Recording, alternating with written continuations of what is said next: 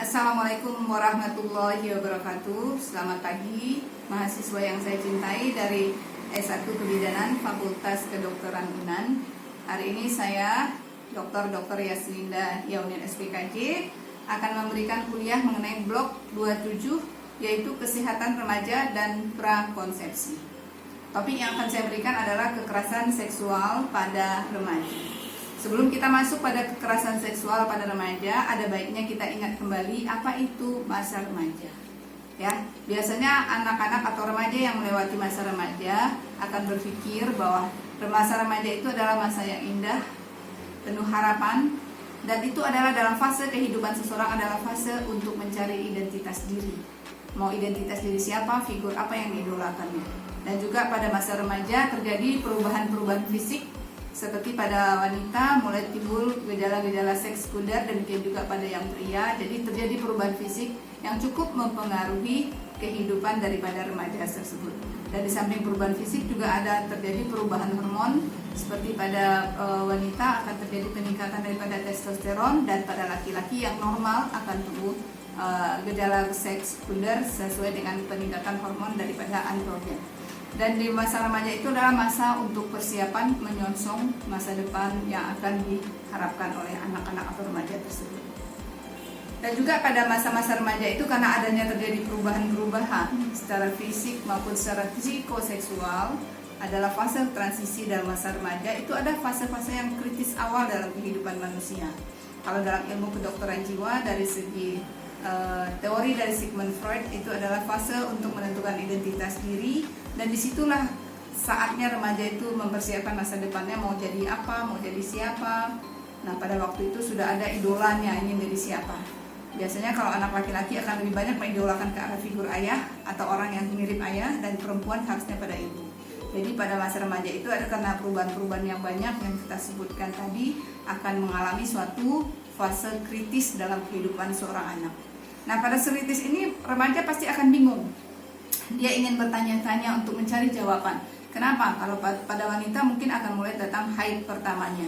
Lalu dia akan bertanya-tanya, bingung, dan biasanya dia akan mencari tahu. Nah, dalam keadaan itulah dibutuhkan pendamping. Atau mungkin paling dekat sekali barangkali adalah orang tua, atau mungkin saudara yang lebih tua kalau punya kakak gitu. Dan baru berikutnya adalah sekolah. Jadi pada masa remaja itu adalah akan dibutuhkan fase-fase untuk menuju kematangan. Kematangan pada fase remaja itu secara fisik, seperti tadi juga emosional dan sosial. Nah, mungkin dokter Rini dan dokter Taufik akan menjelaskan apa fase-fase perkembangan psikoseksual pada masa remaja itu. Jadi usia remaja biasanya antara 11 sampai 20 tahun atau 24 tahun, atau belum menikah itu masih disebut remaja. Nah, sekarang kita menyinggung mengenai pendidikan seks. Jadi kalau pendidikan seks itu, kita harus transparan dan logis. Jadi kalau hanya dalam tanda kutip kalau kita bicara tentang seks, itu memang hanya jenis kelamin gitu ya, laki-laki dan perempuan. Tapi kalau kita bicara tentang seksual itu agak luas. Ya, lebih segala sesuatu yang berhubungan dengan perilaku seksual. Jadi termasuk juga nanti salah satunya adalah pelecehan seksual. Jadi segala sesuatu yang berhubungan dengan masalah seks. Dan juga dalam pendidikan seks ini kita harus realistis, tidak boleh kita istilahnya terlalu berlebihan atau menutup-nutupi, dan juga jujur dan terbuka. Dan itu pemberian pendidikan seks itu sesuai dengan umur orang yang kita hadapi. Mungkin kalau pada anak kecil dia akan bertanya dari mana datangnya bayi ibu. Nah, kita akan menjelaskan sesuai dengan keadaannya. Dan juga pada remaja mungkin dia akan bertanya bagaimana menghadapi haid pertama ini, atau bagaimana melewatinya, atau bagaimana apa yang akan terjadi. Karena kalau anak-anak yang mengalami masa haid pertama itu macam-macam yang akan dilalui. Mungkin ada fase premenstrual syndrome, ada gangguan afektif atau suasana perasaan. Mungkin atau kalau anak muda sekarang bilang mungkin agak lebih sensitif ya, agak mudah tersinggung. Nah, itu harus ada diarahkan sesuai dengan proporsi atau usia di mana kita menghadapinya. Nah, seksualitas itu sangat luas. Kalau kita tadi ditanya tentang seks, itu mungkin hanya laki-laki dan perempuan. Tapi kalau kita bicara seksualitas itu agak luas. Berbagai macam sudut bisa kita lihat. Yang pertama dari segi biologis. Kalau dari segi biologis itu ada pengaruh hormon, ada pengaruh pertumbuhan fisik dan sebagainya. Kemudian dari segi psikososial. Nah, kalau seksualitas dalam segi psikososial itu sesuai dengan suasana lingkungannya. Ya, bagaimana secara kematangan seseorang. Bagaimana kapan dia kalau ingin lebih mendalam tentang seksualitas ini, saudara bisa baca Perkembangan Hidup menurut Siklus Kehidupan menurut Erik Erikson dan Sigmund Freud. Itu akan jelas sekali. Kemudian secara sosial, ya, seksualitas dari segi sosial macam-macam. Mungkin di awam atau masyarakat kita berciuman di depan umum itu sangat tabu. Tapi di beberapa negara atau bagian itu biasa aja, ya. Suami istri ciuman di depan umum itu biasa. Tapi itu sesuai dengan lingkungan di mana dia berada. Kemudian perilaku. Nah, perilaku seksual itu bukan hanya hubungan atau orgasmus atau koitus saja, tapi sangat luas. Memandang bisa juga sudah merupakan perilaku seksual. Nanti kita akan bicara mengenai itu. Kemudian budaya, ya, seksualitas dari segi budaya berbeda-beda. Kalau kita orang sebagai orang timur mungkin agak lebih ketat, tapi mungkin dalam kehidupan orang Eropa atau orang Barat itu agak longgar. Atau bahkan ada yang disebut sebagai seks bebas. Jadi itu banyak yang mempengaruhi tentang definisi daripada seksualitas. Sekarang kita masuk pada apa yang dimaksud dengan perilaku seksual. Perilaku seksual bukan hanya koitus atau hubungan suami istri. Ada beberapa hal yang sudah dianggap sebagai perilaku seksual, seperti memandang. Itu baru melihat walaupun tidak kontak mata dengan korban atau orang. Melihat dengan tatapan mata yang cukup tajam, sensitif, atau melihat dengan kontak mata juga bisa. Kemudian membicarakan ide-ide tentang seksualitas, berpegangan tangan, memeluk bahu, pinggang dan sebagainya, sampai baru yang terakhir puncaknya adalah melakukan hubungan suami istri. Itu baru. Jadi banyak sekali perilaku seksual yang harus kita perhatikan. Kemudian pelaku, biasanya kita bicara tentang kekerasan pada remaja. Kita lihat dulu ya topik-topik mengenai kekerasan remaja.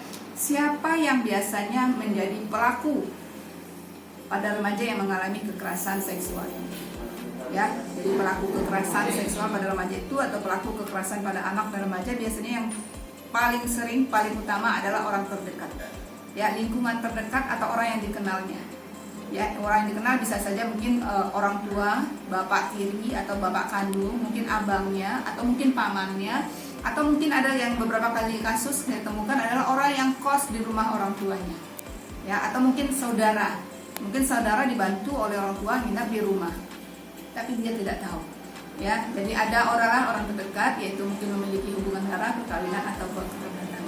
Yang berikutnya adalah baru lingkungan sekolah yang bisa melakukan kekerasan, ya. Di lingkungan sekolah sekarang kan banyak kita lihat ada bullying, ada macam-macam, nanti ada istilah dari medsos, atau mungkin teman-teman sepergaulan di luar sekolah. Istilahnya mungkin teman nongkrong lah, anak-anak muda sekarang, ya, bisa terjadi kekerasan pada remaja. Atau ini juga yang sering, anak-anak yang hidup di jalanan, ya, dalam tanda kutip anak-anak tunawisma, anak-anak yang hidup di lampu-lampu merah, di persimpangan lampu merah, itu sangat rentan untuk mengalami kekerasan, termasuk juga kekerasan seksual. Beberapa bentuk kekerasan seksual pada remaja yang bisa dilihat atau yang telah diobservasi, diteliti orang, yaitu yang pertama yaitu memaksa untuk menonton atau melihat sesuatu yang porno. Apalagi dengan kemajuan ilmu pengetahuan atau teknologi saat ini akan mempermudah remaja untuk mengakses film-film atau gambar-gambar atau segala sesuatu yang bersifat pornografi. Yang pertama. Yang kedua adalah menyentuh bagian tubuh yang sebetulnya tidak boleh dipegang orang, ya, atau seperti badannya, bahunya, panggul, meraba atau cumbuan pada kelamin, payudara dan sebagainya.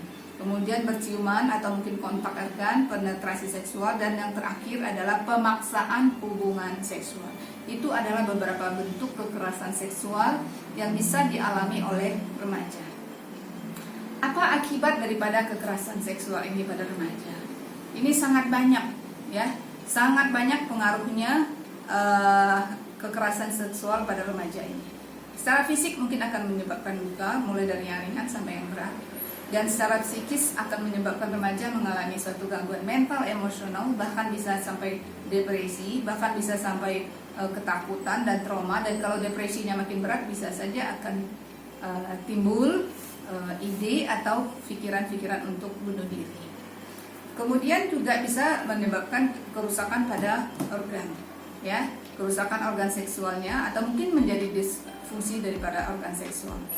Misalnya kalau kekerasan remaja pada anak laki-laki yang sering dipaksa untuk melakukan onani atau apa oleh orang lain, bisa menyebabkan impotensi pada waktu dia dewasa. Jadi macam-macam kerusakan.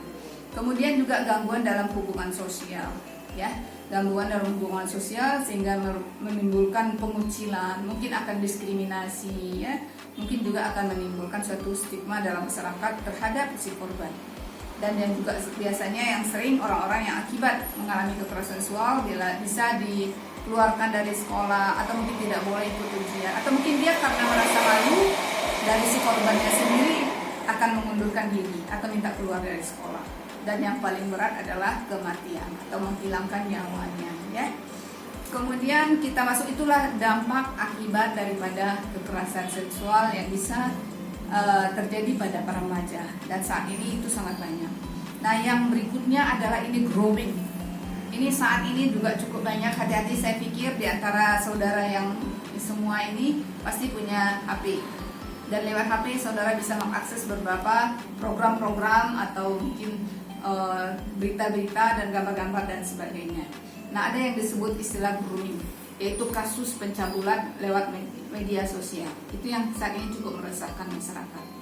Dan pelaku grooming disebut sebagai groomer. Jadi pelaku biasanya akan memakai akun palsu untuk mendapatkan foto atau video daripada si korban. Itu bahaya daripada grooming ini. Nah, grooming itu apa itu? Nah, diawali mungkin pertama dia akan membuat hubungan sosial, hubungan emosional, mengajak anak atau remaja untuk bercerita, ya. Kemudian mengajak dia untuk berkomunikasi. Lalu si remaja mulai akan dekat, merasa dekat walaupun di dunia maya, mulai curhat, mulai cerita masalah-masalah kehidupannya, mungkin masalah sekolah, mungkin masalah konflik dengan orang tua, keluarga, atau mungkin konflik dengan keuangan dan sebagainya. Nah, akhirnya dia terjalinlah kedekatan secara emosional walaupun hanya melalui media sosial. Jadi si korban ini mulai percaya. Nah, setelah dia percaya, maka pelaku akan mulai meminta si anak untuk melakukan hal-hal yang tidak sopan atau tidak senonoh untuk memenuhi hasratnya sendiri. Jadi nanti si pelaku groomer ini akan menyuruh korbannya membuat video atau mungkin berperilaku supaya difoto, lalu nanti dikirim foto atau videonya kepada groomer. Nah, dia karena sudah percaya, karena sudah sangat dekat dan sudah yakinin sebagai suatu relasi yang baik, mulai mengirim foto tersebut. Nah, inilah. Dan biasanya pelaku groomer juga kadang-kadang bisa orang dekat atau orang yang tidak dikenal, atau orang yang hanya dikenal lewat dunia maya atau dengan media sosial. Nah, nih ada beberapa cara yang perlu kita sampaikan kepada orang tua yang mempunyai anak ataupun yang punya remaja untuk supaya menghindari anak dari pengaruh kekerasan seksual ini. Yang pertama adalah diajarkan bahwa tubuhmu itu adalah milikmu. Jadi dia harus menjaga tubuhnya. Jadi tidak boleh sembarangan orang memegang atau menyentuh, apalagi daerah-daerah yang sensitif. Dan juga sentuhan mana yang boleh dipegang. Apa yang boleh dipegang oleh salaman misalnya. Jangan biarkan orang sampai memegang pinggang, memegang panggul atau memegang area-area yang tidak boleh dipegang. Jadi itu harus diingatkan, ya. Kemudian juga harus anak mengerti atau remaja itu bisa mengerti apa itu rahasia. Ya, harus merahasiakan, ya. Dan juga kepada orang tua diingatkan supaya jangan langsung memarahi atau menjudge anak peduli sebagai suatu aib gitu. Tapi haruslah kita rangkul mereka, ya. Harus dibicarakan masalahnya, kemudian juga diterangkan mana organ-organ reproduksi yang mengalami perubahan pada waktu remaja dan bagaimana menjaga kesehatan, bagaimana menjaga dan memeliharanya. Kemudian harus diberi perlindungan, harus diawasi juga, ya. Oke, dan yang terakhir ini adalah sikap dan perilaku orang tua dalam menghadapi anak yang mengalami kekerasan. Yang pertama sekali nggak boleh panik atau bingung, ya. Kemudian rangkullah anak-anak itu supaya mereka merasa terlindungi. Kemudian dengarkan, sampaikan bahwa tidak ada orang pun yang boleh menyakitinya. Lalu kalau dia bercerita, jadilah untuk pendengar yang aktif, ya. Coba dengarkan cerita, dengarkan keluhannya, jangan langsung menginterupsi atau jangan langsung menjudge atau menghakimi. Kemudian bila perlu, bila anak mengalami satu gejala-gejala gangguan mental emosional seperti yang disebutkan tadi, mungkin mengalami depresi, mungkin mengalami ketakutan yang sangat hebat, atau mengalami trauma, atau mungkin ada ide-ide pikiran bunuh diri, rasa putus asa dan sebagainya, atau mungkin dia tidak mau sekolah karena malu sebagainya, itu diajak untuk mencari tenaga atau membawa ke pertolongan konsultasi remaja. Ya, mungkin bisa ke psikolog atau mungkin ke psikiater, atau mungkin di sekolah boleh dibicarakan dengan guru konselingnya sebenarnya. Dan bila sangat berat, saudara atau orang tua harus melaporkan kepada polisi. Nah, demikianlah bahan kuliah dari saya mengenai kekerasan seksual pada remaja. Sehingga semoga bermanfaat, dan kalau ada pertanyaan silahkan saudara hubungi ke WA yang ada sama Ketua DEA. Terima kasih atas perhatiannya. Wassalamualaikum warahmatullahi wabarakatuh.